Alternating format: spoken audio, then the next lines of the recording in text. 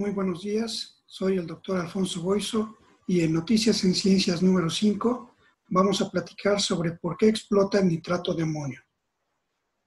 El martes 4 de agosto la palabra coronavirus fue desplazada, al menos temporalmente, por otro nombre, esta vez de una sustancia química que protagonizó casi la destrucción del puerto de Beirut y buena parte de la ciudad. Al igual que con el coronavirus, empezaron a circular a la velocidad de la luz de las redes sociales infinidad de idioteces sobre la sustancia, la gran mayoría sin fundamento alguno, ahora demonizada y dotada de conciencia, al igual que el virus.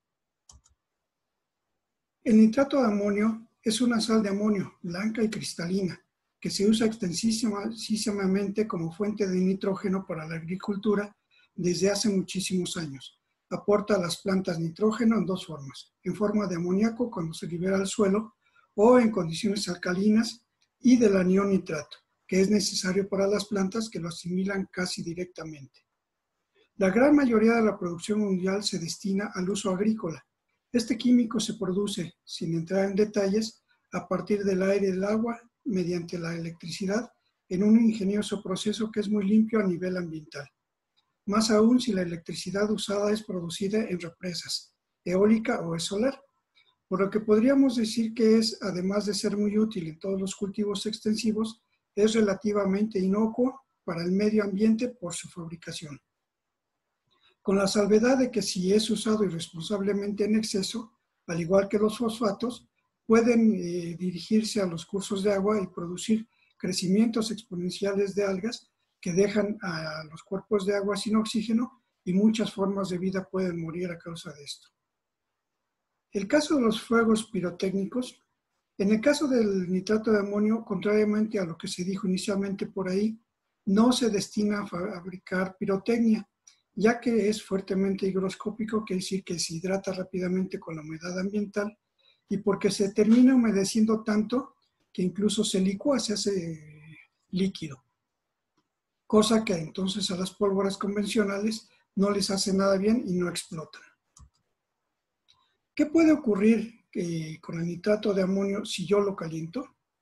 El nitrato de amonio es inofensivo cuando no está mezclado, pero es sensible al calor desde los 32.2 grados centígrados y la disposición de sus átomos cambia y por lo tanto sus propiedades.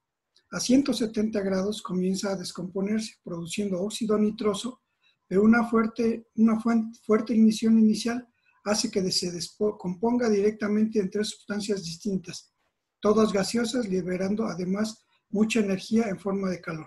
Esto es lo que se le llama una reacción exotérmica.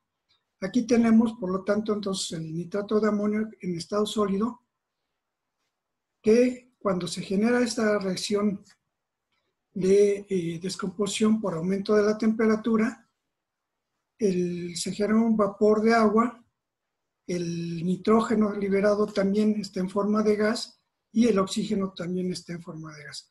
Por lo tanto, la velocidad de la expansión de los gases serán los que determinen la intensidad de la explosión. El nitrato de amonio es un sólido y se descompone completamente en gases.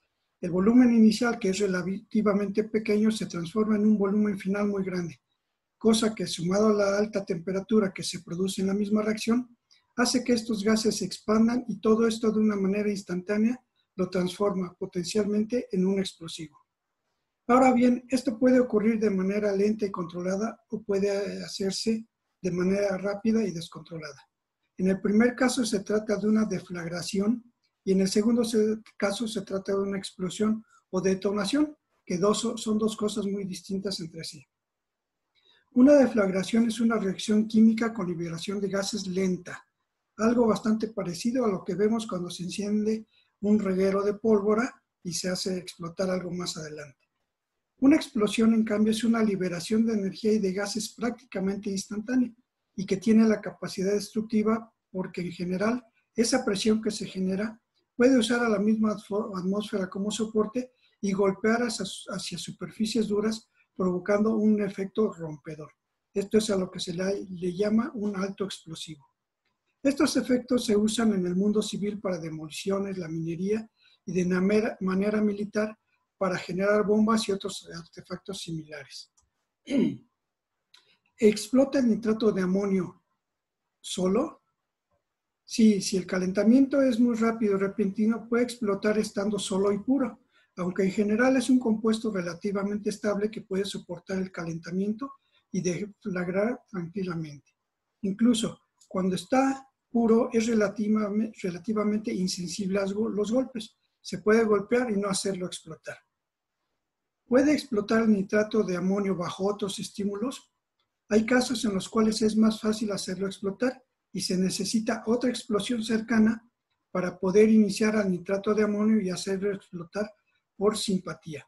Este efecto se usa en los detonadores, iniciadores o fulminantes, como en el ejemplo de los fuegos artificiales, que son pequeñas cargas explosivas que se emplean para poder hacer detonar un artefacto explosivo mayor. El nitrato de amonio, en general, por su condición de higroscopicidad, es rarísima vez se usa a nivel militar o a nivel de explosivos de manera pura, por lo que ya se mencionó. Es insensible a los golpes intensos, es muy higroscópico, se hidrata fácilmente, por lo tanto no es un buen explosivo en estado puro. Si recuerdan la ecuación que vimos anteriormente de descomposición, van a ver que dentro de esos gases que se generan también se genera una cantidad nada despreciable de oxígeno puro. Este oxígeno que se genera puede a su vez en esas condiciones de liberación de temperatura oxidar y hacer combustionar a otras sustancias. Por lo tanto, el nitrato de amonio, además de explosivo, también es un oxidante relativamente fuerte. Por lo que si se mezcla con otras sustancias combustibles, no solo se sensibiliza, es decir, que se hace más fácil de estallar, sino que además su explosión se hace más potente aún. Algunas de las sustancias que se pueden usar para esta sensibilización son muy simples y fáciles de conseguir, lo cual lo hace siempre un candidato ideal para el terrorismo. Por ejemplo, cuando se usa aluminio en polvo, se forma el explosivo amonal. Cuando se usa trinitrotolueno, TNT, se forma el explosivo amatol.